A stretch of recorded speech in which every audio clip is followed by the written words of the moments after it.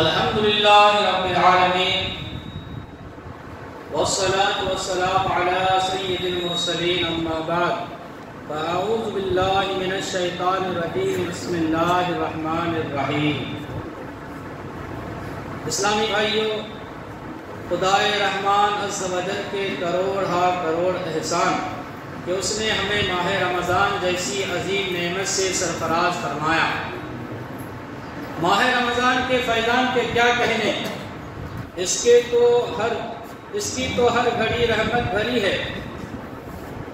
اس مہینے میں اجر و ثواب بہت ہی بڑھ جاتا ہے۔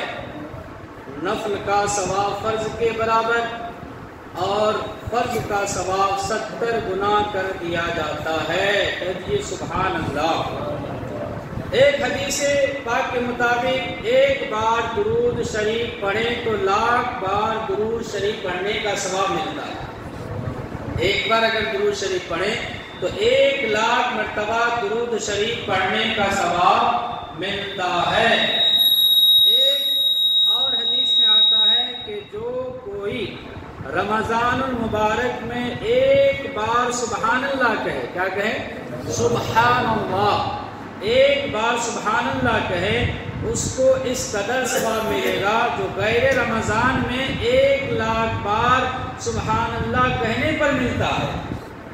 غیر رمضان میں 1,00,000 بار سبحان اللہ کہنے پر جو ثواب ملتا ہے، ماہ رمضان میں ایک بار سبحان اللہ کہنے پر ملتا ہے۔ اور ایک روایت کے مطابق عرش اٹھانے والے فرشتے روزہ داروں کی دعا پر آمین کہتے ہیں۔ روزہ دار کی دعا پر آمین کہتے ہیں۔ الترغیب و ترہیب کے روایت کے مطابق رمضان کے روزہ دار کے لیے دریا کی مچھلیاں افطار تک دعائیں مغفرت کرتی رہتی ہیں۔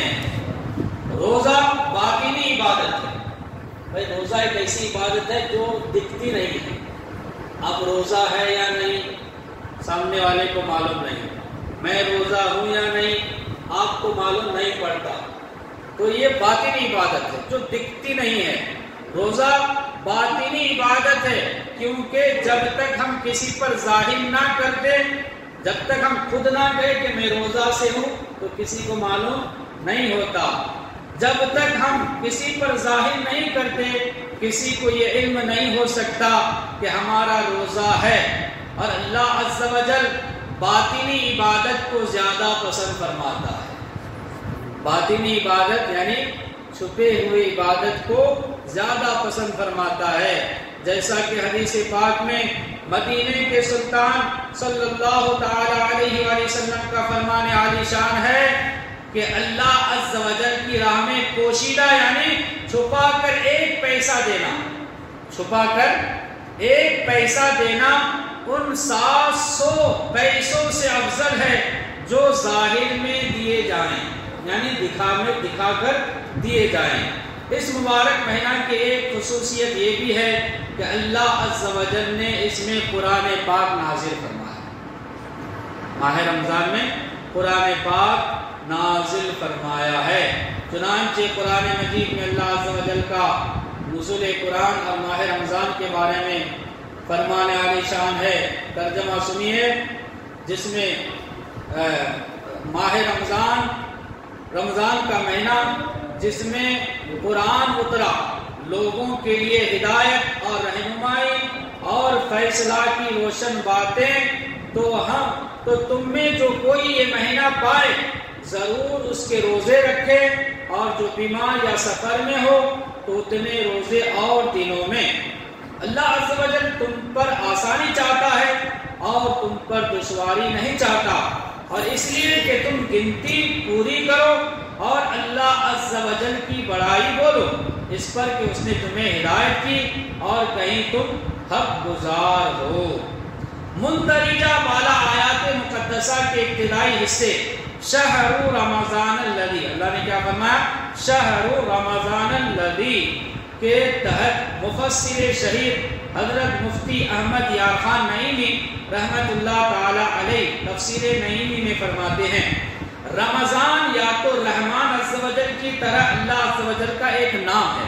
رمضان جیسے رحمان اللہ کا ایک نام ہے، ویسے ہی رمضان بھی اللہ عز و جل کی رحمان کی طرح ایک نام ہے، چونکہ اس مہینہ میں دن رات اللہ عز و جل کی عبادت ہوتی ہے. دن میں بھی عبادت، رات میں بھی عبادت، لہذا اسے شہر رمضان یعنی اللہ عز و جل کا مہینہ کہا جاتا ہے. جیسے مسجد و کعبہ کو اللہ عز و جل کا گھر کہتے ہیں کہ وہاں اللہ عز و جل کے ہی کام ہوتے ہیں، ایسے ہی رمضان اللہ کا مہینہ ہے، اس مہینہ میں اللہ عز و جل کے ہی کام ہوتے ہیں. اب دیکھیے روزہ، تراویح وغیرہ تو ہے ہی اللہ عز و جل کے، مگر بحالت روزہ جو جائز نوکری، روزہ رکھنا تو عبادت ہے ہی ہے، تراویح پڑھنا تو عبادت ہے ہی ہے، لیکن روزہ رکھ کر جو جائز نوکری، جائز کام تجارت، جائز نوکری وغیرہ کی جاتی ہے، وہ بھی اللہ عز و جل کے کام قرار پاتے ہیں، وہ بھی اللہ عز و جل کے کام قرار پاتے ہیں. اسی لیے اس ماہ کا نام رمضان یعنی اللہ عز و جل کا مہینہ ہے. یا یہ رمضان سے مشتق ہے. رمضان موسم خریف کی بارش کو کہتے ہیں، جس سے زمین دھل جاتی ہے اور ربیع کی فصل خوب ہوتی ہے، چونکہ یہ مہینہ بھی دل کے گرد و غبار دھو دیتا ہے اور اس سے اعمال کی کھیتی ہری بھری رہتی ہے، اس لیے اسے رمضان کہتے ہیں. ساون میں روزانہ بارشیں چاہیے اور بھادو میں 4، پھر اساڑ میں ایک سے کھیتیاں پک جاتی ہے. تو اسی طرح 11 مہینے برابر نیکیاں کی جاتی رہیں، 11 مہینہ برابر نیکیاں کی جاتی رہیں. پھر رمضان کے روزوں نے ان نیکیوں کی کھیتی کو پکا دیا. یہ رمضان سے بنا، جس کے معنی ہے گرمی یا جلنا، چونکہ اس میں مسلمان بھوک پیاس کی تپش برداشت کرتے ہیں، یہ گناہوں کو جلا ڈالتا ہے، اس لیے اسے رمضان کہا جاتا ہے. بعض مفسرین نے فرمایا کہ جب مہینوں کے نام رکھے گئے تو جس موسم میں جو مہینہ تھا اسی سے اس کا نام ہوا. جو مہینہ گرمی میں تھا اسے رمضان کہہ دیا گیا، جو مہینہ بہار میں تھا اسے ربیع الاول، اور جو سردی میں تھا جب پانی جم رہا تھا اسے جمادی الاولیٰ کہا گیا. اسلام میں ہر نام کی کوئی نہ کوئی وجہ ہوتی ہے اور نام کے کام کے مطابق رکھا جاتا ہے. دوسری اصطلاحات میں یہ نہیں، ہمارے بڑے جاہل کا نام محمد فاضل ہوتا ہے. دوسری اصطلاحات میں ہمارے جو سب سے بڑے جاہل ہوتے نا، جسے کچھ نہیں معلوم، اس کا نام کیا ہوتا ہے؟ محمد فاضل. اور بزدل کا نام کیا ہوتا ہے؟ شیر بہادر. اور بدصورت کو یوسف خان کہا جاتا ہے. اور اسلام میں یہ عیب نہیں، رمضان بہت خوبیوں کا جامع تھا، اسی لیے اس کا نام بھی رمضان ہوا.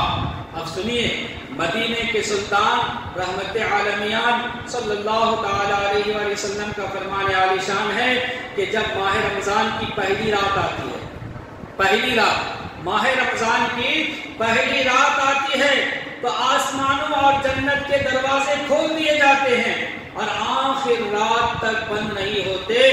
جو کوئی بندہ اس ماہ مبارک کی کسی بھی رات میں نماز پڑھتا ہے تو اللہ عز و جل اس کے ہر سجدے کے عوض یعنی بدلہ میں اس کے لیے 1700 نیکیاں لکھتا ہے اور اس کے لیے جنت میں سرخ یاقوت کا گھر بناتا ہے جس میں 70,000 دروازے ہوں گے اور ہر دروازے کے دونوں پٹ سونے کے بنے ہوں گے جن میں یاقوت سرخ جڑے ہوں گے.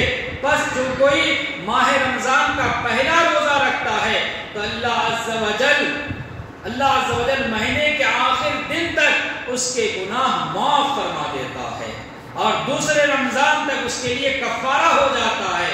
اور ہر دن جس میں روزہ رکھے گا اس ہر روزہ کے بدلے میں اسے 1000 سونے کے دروازوں والا محل جنت میں عطا ہوگا. اور اس کے لیے صبح سے شام تک 70,000 فرشتے دعائیں مغفرت کرتے رہیں گے۔ رات اور دن میں جب بھی وہ سجدہ کرے گا، اس ہر سجدے کے عوض یعنی بدلے اسے جنت میں ایک ایسا درخت عطا کیا جائے گا کہ اگر اس کے نیچے ایک گھوڑے سوار 100 برس تک بھی چلے تو پھر بھی اس ایک درخت کے دوسرے سرے تک نہ پہنچ سکے گا۔ سبحان اللہ۔ اسلامی بھائیوں، اللہ عز و جل کا کس قدر عظیم احسان ہے کہ اس نے ہمیں اپنے حبیب رحمت عالمیان صلی اللہ علیہ وسلم کے طفیل ایسا ماہ رمضان عطا فرمایا کہ اس ماہ مکرم میں جنت کے تمام دروازے کھل جاتے ہیں اور نیکیوں کا عطر اس قدر بڑھ جاتا ہے۔ حدیث بالا کے مطابق رمضان المبارک کی راتوں میں نماز ادا کرنے والے کو ہر ایک سجدہ کے بدلے میں 1700 نیکیاں عطا کی جاتی ہے۔ رمضان میں جو ایک سجدہ کیا جاتا ہے 1700 نیکیاں عطا کی جاتی ہے۔ نیز جنت کا عظیم الشان محل مزید برآں اس حدیث مبارکہ میں روزہ داروں کے لیے بشارت عظمیٰ بھی موجود ہے کہ صبح تا شام یعنی صبح سے لے کر شام تک 70,000 فرشتے اس کے لیے دعائیں مغفرت کرتے رہتے ہیں۔ اب بتائیے، جس کے لیے اللہ کے نورانی فرشتے مغفرت کے لیے دعا کریں، تو اگر ہم ماہ رمضان میں عبادت کریں، روزہ رکھیں، نماز پڑھیں، تراویح کا اہتمام کریں، تو بتائیے ہماری مغفرت ہوگی کہ نہیں؟ ہوگی نا۔ ہم گنہگار ہیں، خطا کار ہیں، نہ جانے ہم نے دن رات کتنے گناہ کیے ہیں۔ سال کے 11 مہینے ہم نے اپنے گناہوں کو گزارا ہے۔ کم سے کم ماہ رمضان جو اللہ تعالیٰ نے ایسا برکت والا مہینہ ہمیں عطا فرمایا، اس مہینے میں گناہوں سے باز آ جائیں اور اللہ کی عبادت میں لگ جائیں۔ ہو سکتا ہے کہ ہماری اس عبادت کے صدقے اللہ تعالیٰ ہماری مغفرت فرما دے۔ اور ایک حدیث پاک سنیے، سرکار مدینہ صلی اللہ علیہ وسلم نے ارشاد فرمایا، روزہ جو ہے نا، ایک حدیث سنیے، روزہ ایک سپر ہے۔ کیا ہے؟ سپر۔ روزہ ایک سپر ہے یعنی ڈھال۔ روزہ سپر ہے دوزخ سے۔ اس سے دوزخ سے، یعنی جس طرح سپر یعنی ڈھال تلوار کے وار کو روکتی ہے، اسی طرح روزہ بھی جہنم کی آنکھ اور عذاب سے روزہ دار کو بچاؤ کرتا ہے۔ جہنم کی آنکھ سے بچاؤ کرتا ہے۔ قیامت میں جب دوزخ گنہگار پر حملہ آور ہوگی نا، گنہگار پر حملہ آور ہوگی دوزخ، تو حکم ہوگا جو لوگ روزہ دار مرے ہیں کہاں ہیں؟ جو لوگ روزہ کی حالت میں مرے ہیں کہاں ہیں؟ جب وہ سامنے جائیں گے تو دوزخ ان کی بو یعنی ان سے جو باس آئے گی نا، بو جو ایک طرح کی خوشبو آئے گی یا باس آئے گی، ان کی بو پہچان کر 40 برس کے فاصلے پر ان سے دور ہٹ جائے گی۔ کون؟ جہنم۔ تو پیارے اسلامی بھائیوں، حدیث میں ہے کہ قیامت کے دن ایک گنہگار دوزخ میں ڈالا جائے گا، ایک گنہگار دوزخ میں ڈالا جائے گا، آنکھ اس سے بھاگے گی۔ داروغائے جہنم حضرت سیدنا مالک علیہ السلام دوزخ کی آنکھ سے کہیں گے، تو اسے کیوں نہیں پکڑتی؟ آنکھ عرض کرے گی، میں اسے کیوں کر پکڑوں؟ اس کے منہ سے روزے کی بو آتی ہے، اس کے منہ سے روزے کی بو آتی ہے۔ حضرت سیدنا مالک علیہ السلام اس گنہگار سے پوچھیں گے، کیا تو روزہ دار مرا تھا؟ وہ کہے گا، جی ہاں، میں روزے کی حالت میں مرا تھا۔ اسلامی بھائیوں، ماہ رمضان کے فضائل سے کتب احادیث مالا مال ہے۔ رمضان المبارک میں اس قدر برکتیں اور رحمتیں ہیں کہ ہمارے پیارے آقا صلی اللہ علیہ وسلم نے یہاں تک ارشاد فرمایا، اگر بندوں کو معلوم ہوتا، اگر ہمارا آپ کو معلوم ہوتا کہ رمضان کیا ہے، تو میری امت تمنا کرتی کاش پورا سال ماہ رمضان ہوتا، پورا سال ماہ رمضان ہوتا۔ یہ ماہ رمضان کی شان ہے، یہ ماہ رمضان کی برکت ہے۔ لہذا اللہ تبارک و تعالی ہمیں ماہ رمضان میں زیادہ سے زیادہ عبادتیں کرنے کی توفیق رفیق عطا فرمائے۔ اللہ تبارک و تعالی ہمیں صحت و تندرستی والی زندگی نصیب فرمائے۔